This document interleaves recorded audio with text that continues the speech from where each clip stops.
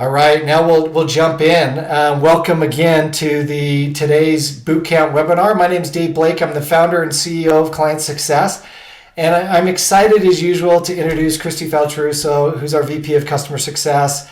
She needs no introduction. You all know her. You all love her. We're excited to have her back talking about customer advisory boards today. Kristi, how's New York today? Oh, New York is warmer, thankfully, Yeah. which is a good thing because my house is full of construction workers and the door has been open and closing all day. So this is the only safe place in my house is my office, and I feel particularly happy to be here with all of you today.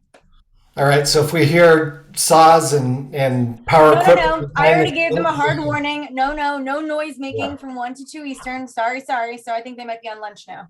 I have 5 kids, so I do that with my kids. You put them outside for lunch? I put them outside for lunch. I threaten them. If I hear a word or stomping or fighting, you're in big trouble. So that's what I do here in the Blake house. Well, I Anyway, am thrilled to be here, Dave. I mean, we've got such a fun topic today. This topic was highly requested coming out of our August bootcamp series. I must have had dozens of people ping me and say, hey, can we cover something on advisory boards? And it seems like there's just not enough people talking about this. There's not enough content out there about it. So I'm super excited. Dave, I know customer advisory boards and advisory boards in general are near and dear to your heart. And I've been, kind of the owner, operator, manager of several along my journey as well. And so I think this is going to be a really fun one for us. all right. Well, I will jump off and run the chat and Q&A, and I'll be back at the end. Awesome. Take it All right. away. I did see a little message here that I was a little hard to hear. So I'm going to just raise the microphone volume here. And if someone can just tell me if this sounds a little bit better. All right. Okay. We'll test. Okay. Hopefully it's okay. I will speak up. I can be loud, so I'll be a little bit louder and project here, but super excited for today's topic. We're going to cover building, launching, and managing an advisory board. And we will talk about customer advisory boards, but there are more and different types of advisory boards. And so we'll lean into that a little bit as well. So let's go ahead and we'll get started. So first, I want to provide some clarity around what a customer advisory board is. This isn't a formal definition. It's kind of my definition from what I have experienced in my journey. And so a customer advisory board, or a CAB, as you may have heard it put, it's kind of an acronym there, is a group of selected customers that a company invites to serve as a counsel who will collaborate with them with a company to align on a product innovation, discuss the market and trends, business strategy, and review marketing messaging. And so again, this might be more specific to a customer advisory board, less so than to maybe specific to a product advisory board. But like I said, we're going to go in and we're going to explore a few different types before we really dive deep on customer advisory boards and how to execute this. So I do want to introduce a couple of differences here, and it is probably just very nuanced, but I know a lot of organizations will sometimes use these synonymously and say, oh, it's our product advisory board or our customer advisory board or just an advisory board. And I will tell you, having participated as a member of a few different boards and then having run a few different ones, I do think they are specific and in what they're trying to accomplish, how they're orchestrated, who the members are and how they're made up. And so I do want to just talk through a few different types. And so in my experience, again, my experience only, I've come across 3 different types that I can speak to comfortably today. And we'll start with just a general advisory board. And so in this case, I think about this as a board that's made up of market leaders and maybe influencers who are there to help shape your business, messaging, and product through the lens of the market and its movement. And so these might not necessarily be customers. These might not be folks that are using your product or maybe even that familiar with your product, but they're there to help advise as kind of market experts, right? Or leaders or influencers in the space who are really intimately familiar with the shift and the needs of your end users. And so this advisory board, you can have a few people on here. Maybe it's not going to be as robust or as large as you might with a customer advisory board, but having served on advisory boards where I wasn't a customer and we weren't exclusively focused on product, this was an interesting opportunity where I was there to really help advise, lean in, collaborate. I worked with them on really fun initiatives to help spread the word and acted as an evangelist for their product and the space that they were in. And so I think it's very unique. I think if you're just seeing an advisory board or, an opportunity where you can help a business, maybe even one in its early stage, start to build out its momentum into the market. The next is probably one that we're more familiar with, and this is the customer advisory board. And so when I think about this, this is a board made up of strategically selected customers who are familiar with the market, your business, and your product, and they're willing to advise and collaborate with you as they're probably likely advocates of your brand, your product, or your business. And so this is probably more standard for a lot of organizations where they're really pulling their customers in into their business fold, right? And so they're going to partner with you and collaborate with you on a whole lot of initiatives and really kind of serve there as your board, right? Your guiding light of, are we doing things right? Is this messaging sound? Does this make sense? Are we solving the right problems? And because they are familiar with your business and your product, they're going to be able to lean in and let you know, yes, you're doing this great. Here's areas where we can, continue to evolve, right? Your product would be great if it started to do these things, or we see the market leading in us into a different direction. And so they're going to be there to guide you along that journey and really partner with you along the way. And the last one there is the product advisory board. And so what I found to be true of a product advisory board is it is really heavily focused on the product, more so than just the partnership as a whole, right? And so I don't want to say it's less focused on the market and trends in the industry, but there is a heavier influence of the product and more conversations around that. And so this, you might have a board made up of influencers or leaders who are influential in the validation and creation of your product. And so again, these don't necessarily need to be customers, but they all likely have a pulse on your end users, the challenges that they're facing, how they might use your product, as well as the competitive landscape. And so, again, fortunately, I've had the privilege of serving on product advisory boards, and really the partnership that I've had with these businesses is that of, I'm reviewing their product, I'm going through their roadmap, I'm seeing a lot of demos, I'm leaning in with like different questions and really serving as that advisor for them in the sense of the product, right? And how we want to hone in and develop something and design something that's truly going to meet the needs of their end users. But less so around their business and where they're headed. We're not talking about the market and trends. It's really about the product and maybe even the competitive landscape, right? What am I seeing in other solutions? Maybe not even competitive solutions, but other tools in the market, and what I'm seeing, how is it solving similar problems, and how can they lean into that? So again, I don't know that a lot of people see the difference here, and maybe you're feeling like, nope, you can have one type of advisory board and it can solve and serve for all three things, and that's possible. But you can have some boards where maybe it's broken down more specifically. All right, so for today's conversation, though, we are going to dive a little bit deeper down the customer advisory board path. And so we'll talk more about this through the lens of it being for your customers, but I will introduce some concepts in case you are thinking more of a product advisory board or a general advisory board. So before we get started, I do want to call out, and I hate to start with something super negative, but I do want to talk about reasons why CABs fail. And I do think it's important to lead with this because CABs are a lot of work. There is a lot that goes into this from across the entire organization. And even from a budgeting and funding standpoint, there's a lot to coordinate, and it takes time and resources and people and money. And so you just want to make sure that if you are going the route of creating a CAB or a PAB or some advisory board, that you are being very thoughtful about what's involved and what's required in order to execute this effectively. So I do want to highlight a couple of reasons why these are unsuccessful. So the first being unrealistic expectations. I'm sure all of us, we've never been faced with an unreasonable expectation of anything. But I will say, to get this right, you got to understand that it's critical for everyone who's involved to be aligned on the expectations, and that these expectations are reasonable.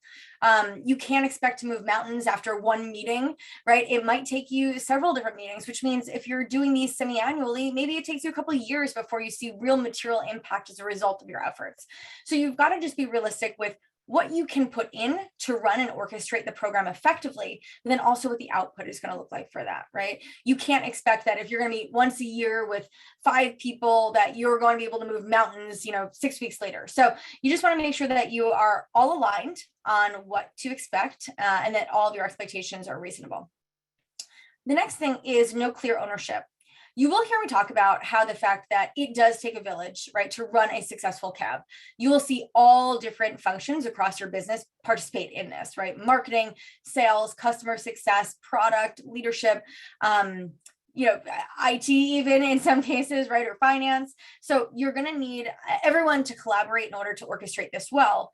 But you also need somebody who's going to own it, right? Who's going to lead out and drive this and be that orchestrator of all of the tasks and all the activities that have to happen in order to make this a reality. So while everyone plays a role in its success, it is critical to figure out who that person is or that team is or that function that's really responsible for executing and running that program. The next reason I put here is short-term thinking, right? You should never be thinking about what can I get from my cab, this week or this month or this year even, right? If you're going to put together a program like this, I'm hoping, as should you, that you're going to be running this maybe in perpetuity, right? And for a very long time. And so you want to be thinking about what is the long-term impact of this, right? What is the vision you have for this program? And so don't get lost in short-term goals, right? If you've orchestrated this really well, it's going to have immense value across your entire organization and for multiple years. So don't think about what you're going to get from it today when you're putting this together. Really think about the long-term impact of that. And I think maybe this kind of couples with the realistic expectations that you should be setting. The next one here is lack of executive support. So what I will tell you, I have failed at executing this in one organization, I will tell you, because we did try to drive this from the bottom up. We tried to convince the CEO that this was like super critical and important and that it was going to have a lot of value for our business. And because we didn't get that support top down, it wasn't because that person didn't believe in it. I think maybe it was timing or for whatever reason, it just didn't work out. The whole program failed, right? All the efforts, all of the kind of things that we were putting together just didn't work because we didn't have the buy-in from the CEO to really run this as it needed to be run, right? Which I told you, it requires a lot of people, resources, probably even funding, a lot of logistical coordination. And so if you don't have everyone's buy-in, specifically those at the top, you're not going to be very effective in executing this. Plus, your CEO should be playing an active role in your CAB or your PAB, right? And so you want to make sure that they are excited about it and bought in because you're going to need their participation along the way. The next one is poor member experience. Gosh, I could tell you, I've been a member of so many different programs, and there are some companies that just get it right. In terms of, setting expectations with me as a member, making sure that there is constant communication, making me clear and aware of anything I need to prepare, when things were happening, how they would happen, logistical coordination, right? All the things that go through it. Like, my experience was seamless, it was exceptional, and I do feel, more importantly, it was mutually beneficial. And that's what we want to strive for, right? Is your customers or, whoever you have as your members, they're putting a lot in, right? They're making huge investments into this program. And so, you need to make sure that it's mutually beneficial. It cannot be one-sided. And so you need to make sure that at the very least, you're creating an easy and good and delightful experience for them to participate actively in this. And the last one here is poor execution, right? Great ideas require great execution. So even though you've got really great ideas about how this will work, how it will function, who's going to own it, you're clear on your objectives, at the end of the day, if you fail to execute, your CAB program will fail. And so you need to make sure that you're executing flawlessly. And again, this is going to go back to supporting ownership and expectations and executive support. So all of these things do come together in support of your ability to execute, but you've got to make sure that you are executing. Now, I hate to start with all the negative stuff, but I do think it's important to just put this all out here, because if you don't have these things, if you're not thinking about these things as you get started, it is possible you'll get to a point where you won't be successful with your program. So think about these things up front and think about how you might want to address these as you're designing what your program is going to look like, as you're coordinating the members who will be a part of it, and how you're bringing everybody together.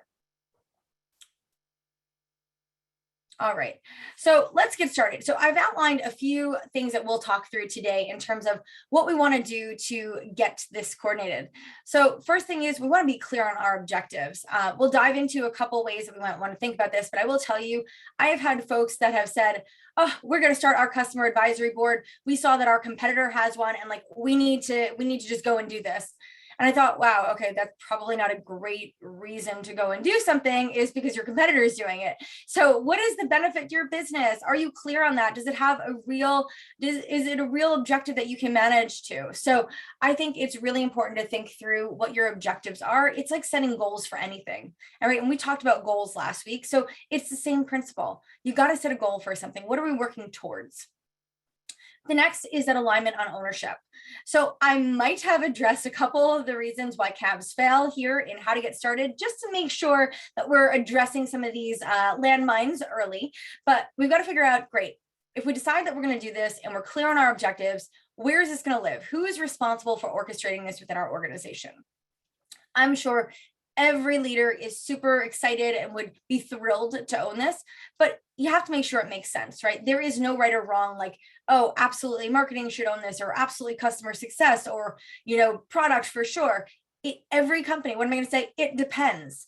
It depends on how your organization is structured. And honestly, even from a bandwidth standpoint, sometimes things don't make sense because of competing priorities. And so you figure out somebody else to own it. Maybe that's temporary, but someone does have to own it. The next thing you'll have to do is outline the program framework. So it is going to be critical that you design, what does our CAB program look like? Not just considering who's a part of it, right? But how will we orchestrate the program, and what are the details and nuances about how we will coordinate that? Now, once you've outlined your objectives, you're clear and tight on that, you know who owns it in your organization, you've designed what your program looks like. Now it's time to recruit your members, right? You've got to figure out who are the right people to be a part of this really elite group to help drive your business forward. So you've got to be very thoughtful about not only who, but how, in terms of how you're going to get them to participate. Now, the almost last part here is executing your meeting and the follow-up. Anybody who's heard me present on any of these cabs, you know that follow-up, I'm super big on that because it's how you tie off anything you're working on. So I want to talk today about not only how do you execute these and facilitate these meetings effectively, also how do we follow up and make sure that we are clear on what our next steps are and what's going to happen as a result of everyone's participation in these really highly engaging and effective meetings. Now, lastly, just like any program or project, you should have clear metrics aligned with this, right? What are the things that you're hoping to move the needle on in order to gauge the effectiveness of this CAB, right? The CAB shouldn't just be created with an idea that we're just bringing people together and it's just a great time for us to collaborate and talk and spend some time together. I mean, I guess maybe that could be your objective, but I'm pretty sure everyone in your organization would suggest that there are some business metrics associated with this, and not ones where, again, you have unrealistic outcomes, right? You don't want to say, we've launched this CAB, and so in 2 weeks, we're going to have our retention problem ironed out. Absolutely not, right? Not the case. But figure out the direct correlation your program can have on some of your business metrics and start to pay attention on the correlation over time. So I think it's important to kind of map out these things, and we're going to dive in, unpack each of them, and make sure that you've got a clear understanding of how we're going to move forward with your customer advisory board. So the first area, and just like everything I say, right, I talk about goals and setting clear objectives because you can't manage what you can't measure, right? You don't know where you're going if you don't have a destination, all those little sayings, right? So let's start with this. First is you have to figure out, is your objective here, are you trying to get feedback on your product and your roadmap, right? If so, maybe this is also where you're thinking about you want to have a product advisory board as opposed to a customer advisory board if the real focus there is around your product. But regardless of how you structure it and which program you run with, the feedback around your product, right? The feedback around the direction of the industry and the market, all going to be really critical. Now, the second, and I just kind of leaned into that a little bit, is gaining insight into market and industry trends. And so, again, depending on how you structure this, and if you're inviting folks that are not necessarily customers, maybe folks from outside of your customer base, maybe some of them have visibility into different market trends and insights, things that they're seeing, things that are happening out there, where they're going to be able to provide a different perspective to help you think about, the future and trajectory of your business. Your third objective, it could be around testing marketing messaging and positioning. Now, I've seen that be a big part of it, right? Especially for some smaller or early stage companies where they are just now going to market, but they want to make sure that their positioning is right, that they've got the right message outlined, that they're talking about, their value proposition in a way that's going to, really help address the pains of their end users. And so perhaps maybe you're saying, we need to do this because we need to get really tight on this. And then the fourth one, it could be to build and nurture your relationships with strategic or key influencers and brands. And so if you're thinking about it in terms of, again, if you're early stage startup, perhaps the value there is, we need to start facilitating and building relationships with executives at other organizations who are influencers, who understand the market, because perhaps that's to help you build references and allies and build your pipeline long term. And so maybe you're thinking about that very strategically. It could also be, we want to bring in other influencers who are going to help us just understand what's being talked about in the market. How can we get more market share? And so there's a lot of different, I think ideas that can come out of that fourth one, but really focusing on how do we build and nurture and really start to facilitate the relationships that'll help us grow long term. Now, like I said, you don't have to have one of these as your objective. It could be, all four of these are things that we want to get out of this program. It could be one that you're honing in on, but regardless, you need to make sure that you're mapping it out and that you're crystal clear on that. Now, I would say also, what I've given you here, these are high level. Okay. These are not specific to any one organization. You might have very, very specific ones, right? So for example, if you're thinking through the first one, maybe you have a very specific direction and theme for your product roadmap this year, right? So we're in 2022, your product team has mapped out all the new innovation that they're planning for the year. And so maybe they're looking for very specific feedback. Maybe they're looking for you to lean in on very specific use cases. And so your objective might be to get, feedback on a theme around your product, right? So don't just say like, yes, okay, these are the four things. And yes, we want to get product feedback. We want to get market insights. We want to test our messaging. We want to build relationships. Yes, thematically, all four of those could be very clear objectives for you. But just like we talked about last week with setting SMART goals, I would also think to just hone in on these a little bit and get slightly more specific and create things that might be a little bit more measurable. It'll also help to support any of the metrics that you're trying to align with your program. So it'll be more helpful the more specific you can get here. But regardless, you're going to need to be tight on whatever your objective is. And it absolutely shouldn't be, well, this guy's doing it, so I think I should do it too.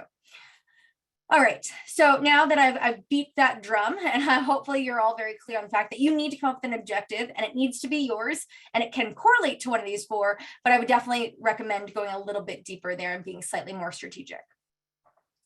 All right, so once you've figured out, what your objective is, you're going to figure out where should this live.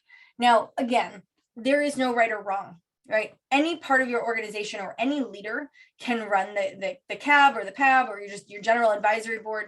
It really does depend. It depends on your organization, how you're structured, who is set up to do what, who is best equipped to really own this program.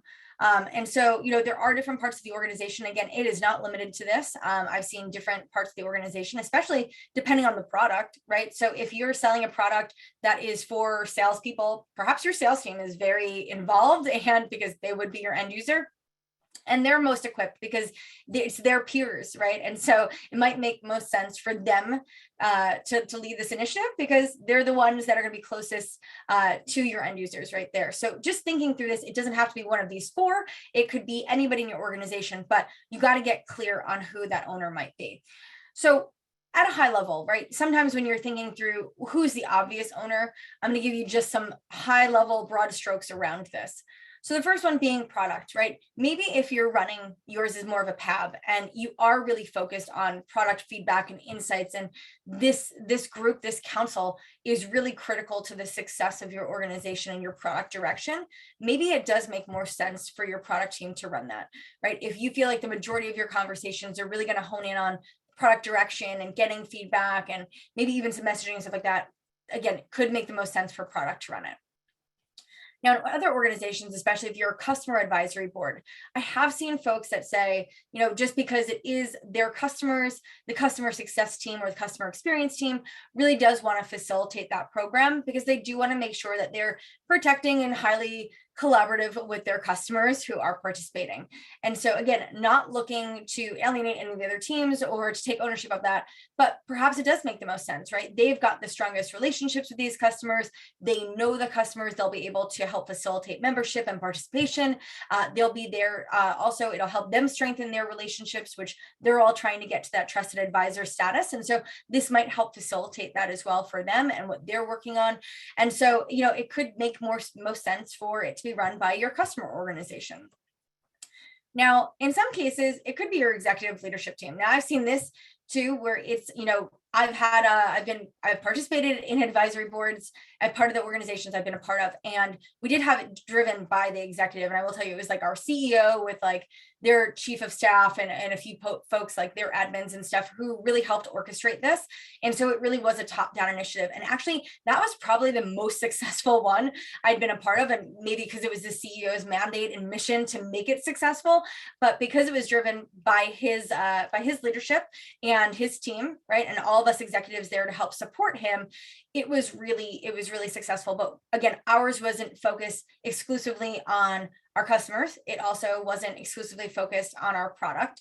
And so the advisory board where we had our CEO leading it, it was more of a market council. And so we had folks who were, investors, we had folks who had been on other boards, we had some folks that were end users and just really, I think, big evangelists in their own right in the space in which we operated.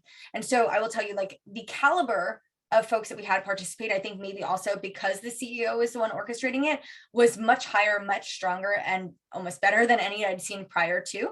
And, I think it just goes, without saying that the impact of having your executives bought in and supportive of the program goes a long way. Now, the last one here, definitely not least, right? Perhaps it makes sense for your marketing team to own this. Now, if your marketing team is marketing the right way, perhaps they're really leaning in heavily to their customer base to understand what works, what doesn't work, what's resonating with them, whether that be from a messaging standpoint or a product standpoint or a partnership, right? They're responsible for how we go to market. And so understanding what's working, where are their areas of improvement, maybe it makes sense for them to orchestrate and own this. And they're going to be the ones to facilitate that.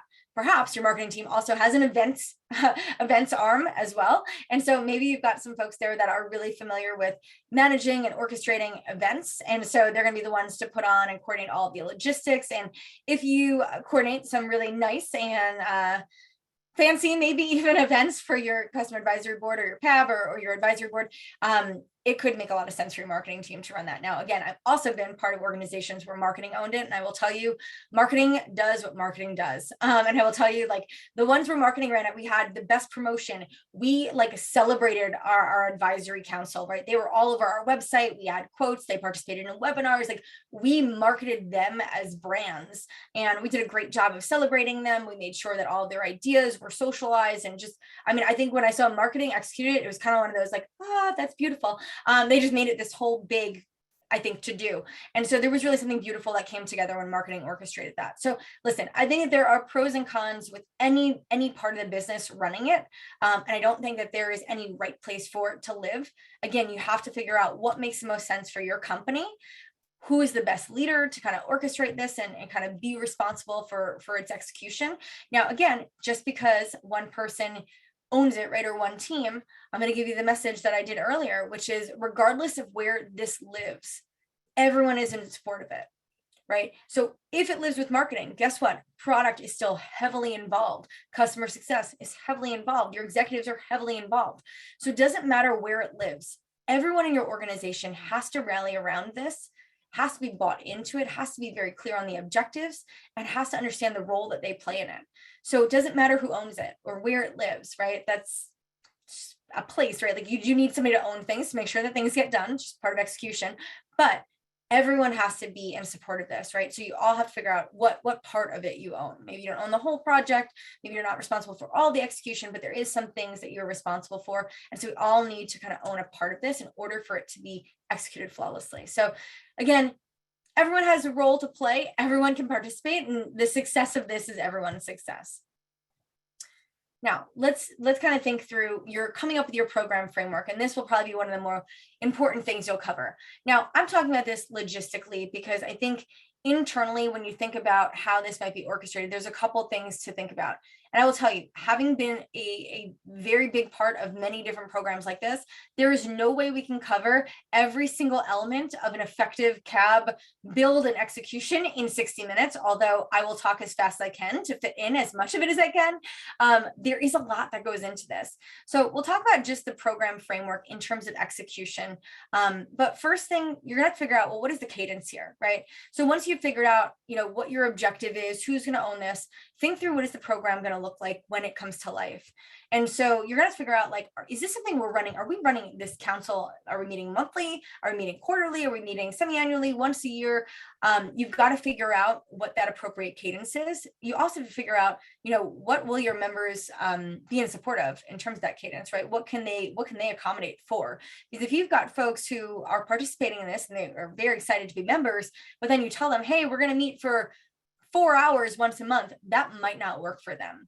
So you do have to be really thoughtful about how often are you meeting, and kind of what are you looking and hoping to get from that cadence. And then, are we going to have enough time in between these meetings to actually do something with what we're collecting? I think that's the bigger thing to think through.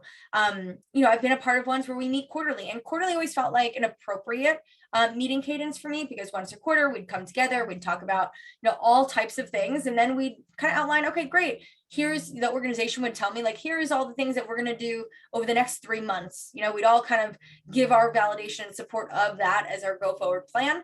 And then guess what? We'd come back together in a quarter, we'd hear all the wonderful, cool things that they executed, come up with some more ideas. And it was kind of like a wash, rinse, repeat. So quarterly felt right in some of the programs that I was a part of.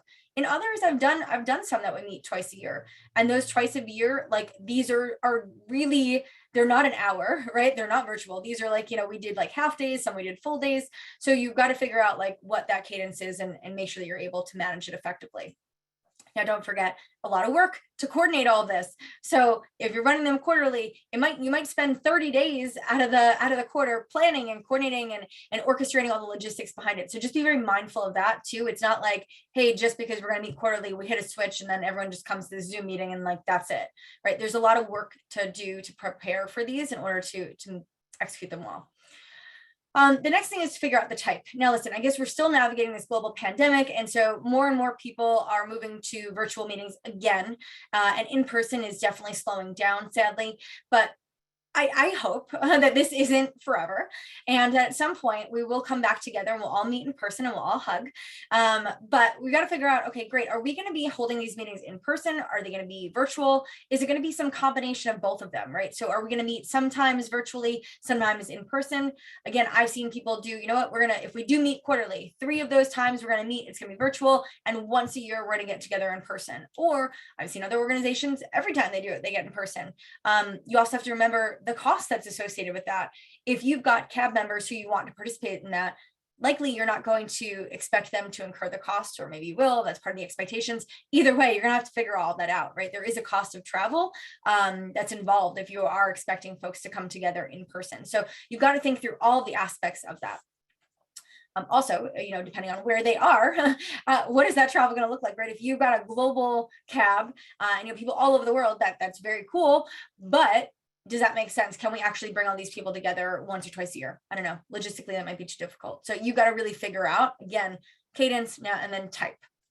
The next thing here is format.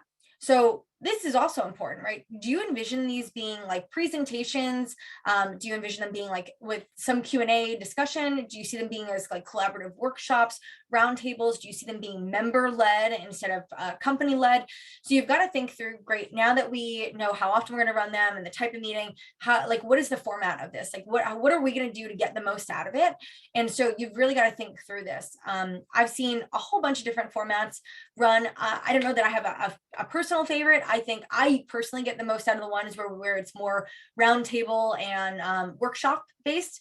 But again, I also felt like those were better facilitated in person, but I've not participated in any of those virtually now to see how well companies are doing shifting to that model. But you've got to figure out, okay, great, what's going to be the format? How do we run these meetings? Duration. Yeah, also really important. Again, if you're going to be doing these quarterly, is the expectation that you're doing them 60 minutes once a quarter? Again, if you're doing it twice a year, are they half-day events? Is it a full-day event? Multi-day affair? I've been to some of those also where it's a couple days where we went on a retreat and they brought the whole council together, and that was a wonderful experience, right? Where we really kind of came together with a lot of great ideas.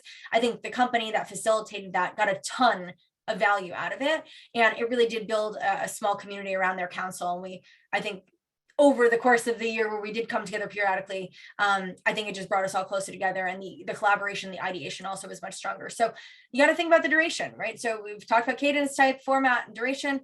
Then you got to figure out what the next steps are. So after you're doing all this, right, what happens after these are executed? Hopefully you're doing something with the information that you've collected. Hopefully you're sharing some back to the council. Hopefully you're sharing back a lot of this internally. You're mapping out what your next steps are as a business. You're socializing that, and you're working through, okay, great, what's going to happen the next time we come together? So there is really a lot that has to be considered when you're thinking through, how do you want to build out your framework for this? And then how is this going to be most successful for our business? All right, now we're going to think through recruiting members. Now, as I mentioned, in some cases it makes sense to pick just customers, right? Especially if you're doing customer advisory board, they're probably all your customers. And think about, maybe it's selecting your most vocal customers, right? And it could be some of your advocates. It doesn't need to be, right? Just because customers are vocal and they have a strong opinion doesn't mean that they are, advocates for your brand, but that doesn't mean that those are the only folks that you need to include and bring into this partnership. Vocal customers are a gift. They're giving that feedback, and that's important. So that could be a great place to start, right? Who are the folks that have a lot of thoughts and feedback about our partnership and our product, and who are going to help bring that voice into making us better and stronger? You could also be thinking through industry influencers. So maybe these are customers, maybe they're not, but these influencers, these individuals are seen as thought leaders in their space. They're highly influential in their community, probably going to bring a lot of value to the conversations that you'll have. Next is market leaders. Now, these folks might not necessarily be influencers, but they've had huge, tremendous success and impact on the businesses that they've been a part of. So they have that track record of driving impact in your world, right? And like the world that you operate. And so those that are impacted by your product and your solution and that partnership long-term, they've probably served at companies of all different sizes. They know how to lead out and they know how to bring that value. So when you're thinking through that, right, it's not just about how are they philosophically thinking about the space that they're in, how are they executing, right? They're probably on the ground, in the trenches, making all this stuff happen. So they're probably going to have a lot of thoughts and feedback on how you should be there to support from a solution standpoint. The next one there, I call them the landscape luminaries. And so these were folks in my head that maybe they're customers of yours now, maybe they're not, but they probably have a lot of experience using a lot of different solutions in the market. Maybe they've been to various different companies. And so because of their vast experience using different products and experience in solving problems with different solutions, they're going to bring a lot of insight into, what works, what doesn't, what you should lean into. And so I always thought that was really interesting perspective, not because you're looking for some competitive edge, but you want to understand, what do these folks need? And sometimes you don't know what you need until you've had it or not, right? And so people that have used other solutions might come with a stronger or different point of view that might help you guys think differently about the direction that you had. Board members, this is interesting. I have also been a part of some advisory boards where they've brought their investors into the fold. And so because some of them were market experts and they already had a very strategic relationship there, they thought it made sense to bring one of them into the conversation. So this might be an avenue for you, not necessarily, but perhaps it's something you explore if it makes sense, given the way that you're orchestrating your council. And the last one there I listed was power users, right? Folks that intimately know your product. I like to say that they're spending all day in your solution and all night on your ideas board, right? These are the folks that are telling you, hey, you really got to build this and do this and move that. They know your product probably better than you do, quite frankly.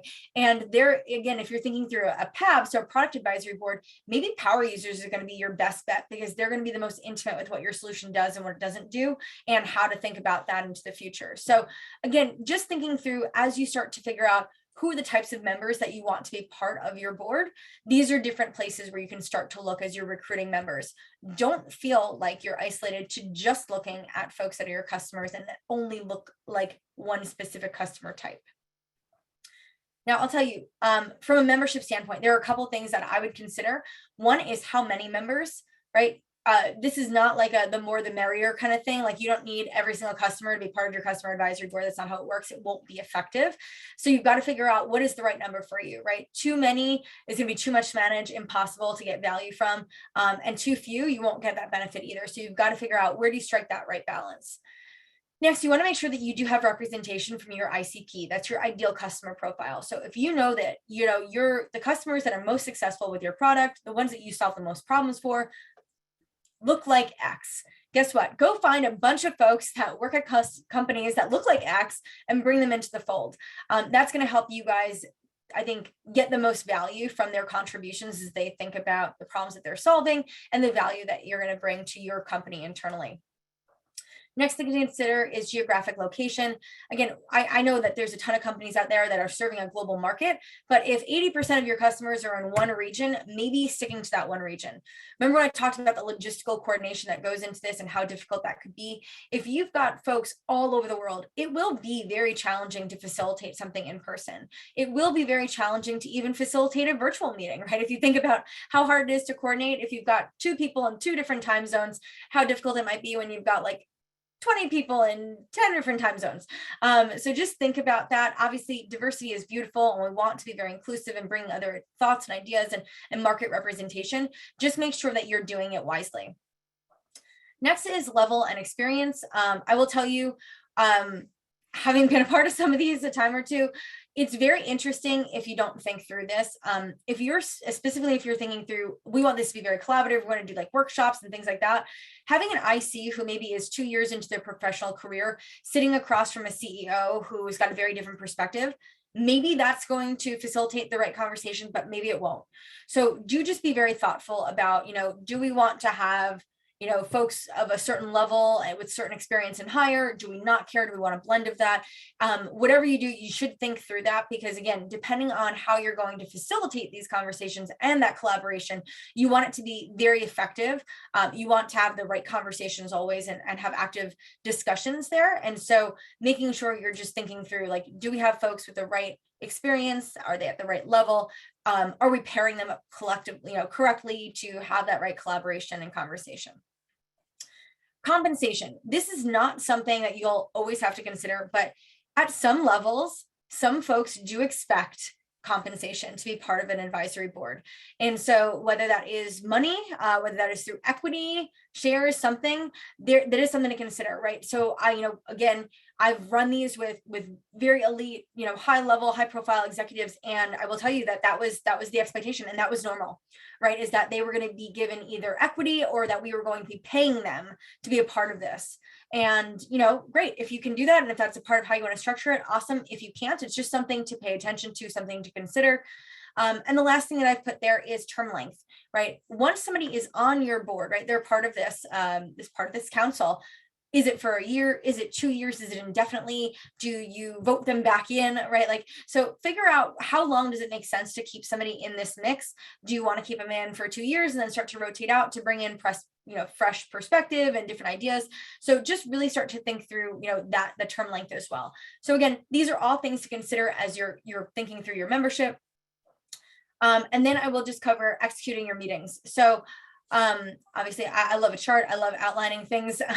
So I want to talk through the first thing is alignment. You need to always make sure that all the members of your CAB, that they are aligned on the specifics on how you're going to run this, how you're going to manage it, what is required of their participation.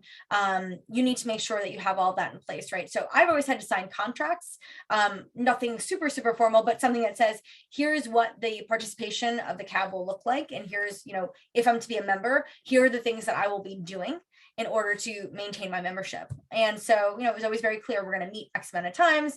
Maybe I was to participate in some marketing, program. So whether it was like a webinar or a podcast or something, or do some blog post or whatever it was. So we always made sure that we were very clearly aligned on what the expectation was, and it was mutually beneficial. Both were outlined, right? So here as a member, here's what you're going to do. And then from the company standpoint, here's what we're going to do. The next thing is to think about your preparation. All of these things have to be well executed. We talked about that a lot, but you've got to prepare for that. And that means, managing communication, securing logistics. Just make sure that you have everything outlined and that you're not just showing up day of and hoping and praying that everyone will participate and it will work out well. Like I said, there's a lot to go to prepare these, whether you're doing a roundtable, a workshop, even if you're having your product team present, right? There's a lot that you have to orchestrate in order to make sure that this goes well. You want to be very cognizant of the fact that this is, you're using the time of a lot of very important people, and you want to be very cognizant of making sure that it's time well spent. Next one there is execution. So day of, you've got to make sure that you've accounted for everything. You've got to make sure that you're facilitating it, then having the appropriate conversations, discussion. You're leveraging participation from any internal key stakeholders, right? Like I said, you should have all of your leaders across the board participating actively in the execution of these. So even if they're not, active in the dialogue, so maybe as a customer success leader, maybe I'm not presenting, maybe our product team is, but I should be there, right? I want to hear everything that my customers have to say, what they're contributing. So just making sure that you've got that buy-in, everyone knows what role they're playing. Next steps are key.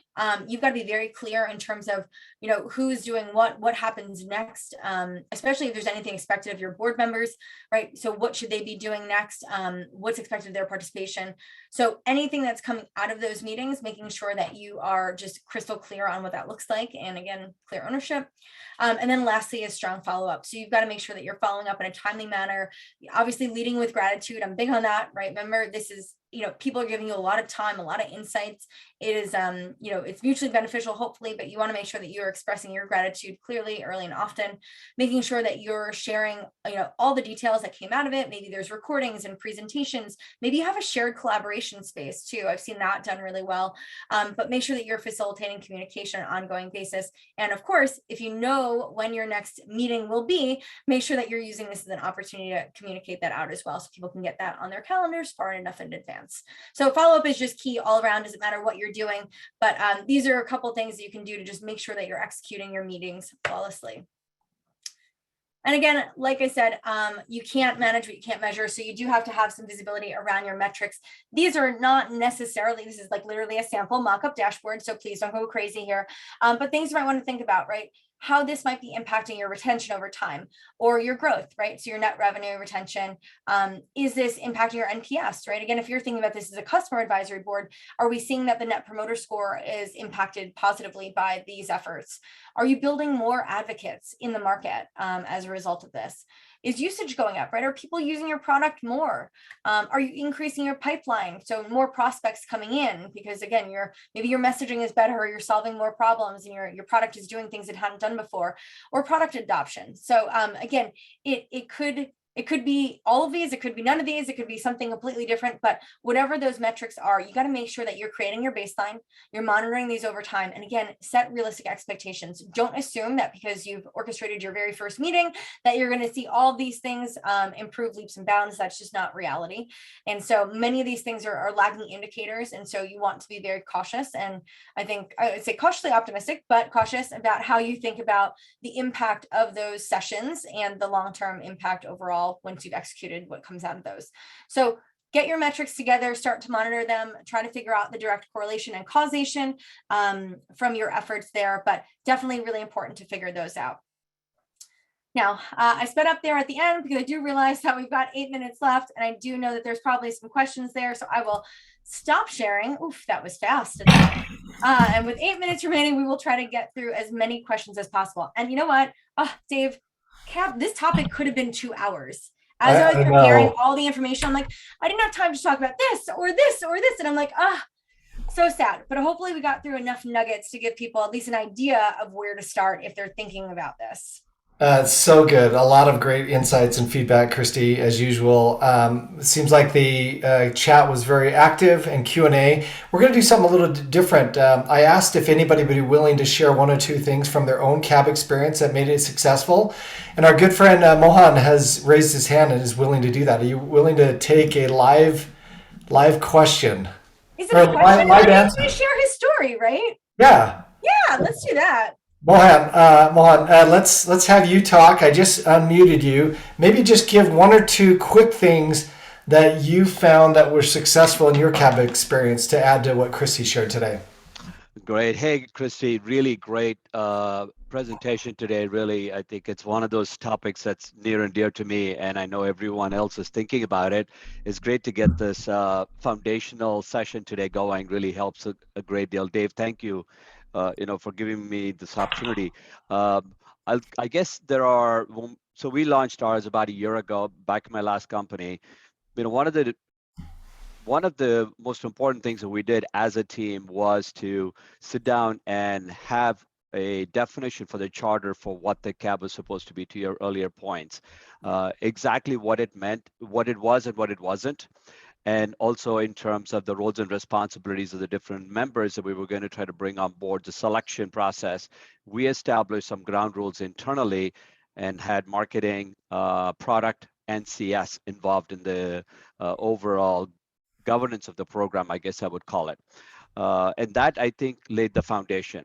The second thing that I felt was really helpful for us is we designated one of our senior CSMs with a high EQ and a high degree of intellectual understanding of this process, but didn't really have the experience of having done it before, wanted to learn it. So it became a growth opportunity for him. And he sort of owned it from pulling coordination, laying the foundation for all of us to be on a track towards launch. And it was a really great opportunity for us to give something really chunky to a senior CSM to expand their horizons, if you will. And I think that saved my bacon because otherwise I'd be stuck dealing with a lot of that stuff. And he drove it like a champion. And I call him the real champion for us because he drove it across the board with customers and internally. So that was the second thing. The last but not least, I think this is often gets ignored a little bit, is where do you launch it? When do you launch it? What is the most bang for buck that you can get out of it? We used our user conference, the very first one, as a way to launch it. And it became one of those key board meeting virtual sessions that really kind of helped us create this buzz around it and around the virtual conference that we had. So started to drag a lot of people say, hey, I'll be interested in that. So it created a pipeline for future board members down the road. So three Great. things that I think I probably took more time than I should, Dave, but thank you. Oh, thanks, Mohan. I love Those that. are awesome. Three great pieces of advice. Thank you. It's great to hear from somebody in the community who's had great experience as well. Yeah, Mohan, I will speak to the last point there. So actually one of the companies that I was at, we did launch ours also at our customer conference, and marketing had put together so much promotion around this that like literally like every single customer wanted to be a part of this because they made it so elite and so special and highlighted all these individuals like they were like superstars. So at our event, like we would even have like signage with their photos all over it. I mean, like it was like the who's who in our market. And I, like you, it built our pipeline, and we ended up having like a very aggressive rotation cycle where we allowed people to participate. But like we talked about term length, we'd keep them on for a couple months or so, but then we'd rotate them out because so many people wanted to participate, and we felt like there was so much value out there. Yeah, exactly. Good points. Thanks, Mohan. Really appreciate it. All right, we have some quite a few other questions. And we have Dana, who's raised her hand as well. Our good friend Dana. Do we want to Let's bring Dana on. Dana, let's have you share your quick insights, and then we'll get to a few more questions. Give me 1 second. Let me allow you. There you are. How are you, Dana? Hey, I'm good. How are you guys? Doing Hi, great. Dana. So a couple things I think I would share and really reinforces what Kristi was talking about. The first has to do with planning and timing. It always takes longer than you think it will. So launching a cab was in my 2020 plan, and we had a shift in marketing leadership mid-year. And because, again, as Kristi said, this takes a village, and this is very much a child of customer success and marketing at Piano. And so having that and trying to plan it just, everything got pushed back. So we didn't launch until a year ago, January 2021. So definitely planning and keeping in mind that it'll probably take longer than you think. The other thing I would add is we very much, is how we also built our playbooks, but very much took a design-driven approach for our cab in how we thought about it strategically from a planning perspective, but also even from an execution perspective. And really, that's just putting the customer at the center of it. And we started there, even in defining our objectives and trying to define, okay, what do we want the customers to get out of it first? And then we kind of aligned what we also wanted to get out of it. And that kind of carried forward even in like the planning of our cabs and even the post cab engagement, because we did a lot of engagement through surveys, certainly a lot of conversations with the executives, where we would guide them in terms of what we wanted to highlight in our CAB meetings, but gave them the opportunity to choose, or vote. So they felt like they had real skin in the game and that they had a say in actually what we were going to discuss in some of the roundtable discussions. And so they felt really engaged and listened to, and as a result, were really engaged in the CAB meeting. So doing a lot of listening and surveying to make them feel part of it. And then, of course, after we executed, a lot of surveys on what can we do better, everything from the forum to the time to all the tactics that Kristi was talking about in terms of the framework. So I think that really had a big hand in our success, although I will say only a year into it, we're still, taking all of the learnings and looking to make it better and build it up into more of a broader community effort that's being led by marketing. Awesome. I love Thanks, that, Dana. Dana. I will say I see less companies, Dana, designing it around the customer. More companies design it around their core objectives and what they're going to get out of it. And I love your approach then. I think it's obviously one that will serve your community well. So bravo. Thanks, guys. Thanks, Dana. Thanks for all of this. It's great. Thanks, Dana. Okay, I know we're out of time. Are you willing to take a few questions? For those who want to stay, Kristi, do you have time to take a few more? Or are we? Yeah, what am I late to a meeting with you, Dave? Probably. You're in big trouble. Okay, here we go. All right, we've got some questions. One who was saying, I'm having a hard time getting buy-in from the executives for this. How do I get buy-in from an executives who, may not get the value of a customer advisory board? Oof. I mean, this is a tough one. I think if you've done a really good job of articulating the value for your business, for your metrics, right? So even speaking about the business impact, right? But the business, the marketing, the community, your customers specifically, if you feel like you've done everything you can to exhaust the storytelling behind the benefits to all of that, and your executive is still not getting behind it, sadly, I don't know that you'll be successful without that. I don't know that there's a way to convince. I mean, Dave, maybe you're a CEO. Is there a way for me to convince you to do something you absolutely don't want to do or don't believe in if I presented all the data and the facts? No, I think the thing is the proof is in the pudding, and I think empathy comes through the experience. So my suggestion is ask the CEO or senior leadership to let you do it once and ensure that they're there. And I believe I'm confident that if any executive leader is able to actually participate in one of these, they will understand the value by participating in it. So that's my recommendation. Ask her or him for one opportunity to hold it and make sure he or she is in that meeting. One other thing that we could do is perhaps if there's an organization that does these really well, maybe get that CEO to speak with your CEO, see if you can facilitate some conversations, right? To say, hey, listen, obviously this has been something you as an organization focus on. Can you help share your learnings and experiences with my leader? What I have found also is that sometimes leaders want to hear from other leaders, right? People, monkey see, monkey do. People want to do and replicate successful behaviors and actions. Maybe if they hear it from somebody else, they might be inclined to give it a shot. Yeah, great. Kevin asked a question. Is it traditional or perhaps easier to utilize customers who are your most profound advocates? Meaning, are they the ones that are speaking, giving testimonials as targets for your CAB? Is that where you should start? Or what are your thoughts on first going to those who are big advocates? I think sometimes it's easy to take maybe a couple of them, but I don't want all my cheerleaders, right? Like that's easy. They're already happy with what I'm doing. They're not going to maybe push the company to do things differently or to expand or I don't know. I feel like if they're already so happy with where we are, they might not be the voices of change and the ones who are going to challenge us to break out from where we are today. So I think, sure, maybe get a couple of those because it might be a good place to start. But when you think about the membership in its totality, you definitely want a diverse scope of who your customers are, and you don't just want your advocates. I am with you. I think it's very important to have individuals who are strategic thinkers in that meeting. And that may or may not be your biggest advocates. There might be somebody else who just gets the space, gets the opportunity, and can think strategically in those conversations. So I'm with you on that. What is your view of third-party contractors working for customers attending CAB meetings? So you have a third-party contractor, works for a customer. Would you invite a third-party contractor to a CAB meeting?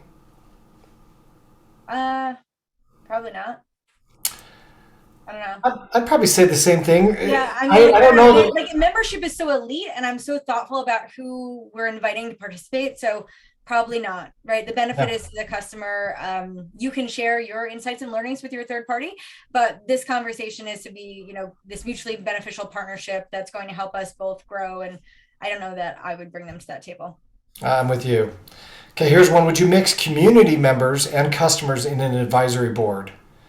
Yeah. We have in-network partners that use our platform free of cost, and then we also have paying customers. What are your thoughts on doing joint or separate advisory boards? I mean, I'm not big on doing like 8 different versions of the same thing because, well, I mean, if you have the time and resources, sure, have at it. But no, I think, listen, going back to diversification of who you're bringing into the conversation, I think it's absolutely fine to bring folks at all different levels, right? If you have some customers who aren't paying, they're going to bring different perspective as a non-paying customer. That's equally going to be of value, especially if that's a go-to-market strategy and building some pipeline where you're converting maybe freemium members into this premium membership later. So I think bring all the voices together, just make sure that you're thinking through, I think the roles and the levels, and again, that experience to make sure, depending on how you're facilitating that, you're having good, productive conversations. Okay, last one. Incentives. You talked about incentives, stock, some of those. Any other thoughts on incentives? What do you typically see? I personally have not. I've been a part of some really strategic one. I haven't seen any that have been paid or in equity or cash or whatever. What do you typically see as far as incentives? Well, I will tell you, the first time I saw that, Dave, I was pretty shocked myself. But when I saw who these individuals were, I was not surprised. Right. To see that would be what they would expect. So I would say, listen, I think if you drop a mutually beneficial contract, for some folks, they're big on building their brand and their visibility. So maybe you're giving them an opportunity to be very present. I talked about, one of the companies I worked with, we treated our council like rock stars. And because our customer base was so big, like they were everywhere. Each of them had a profile on our website.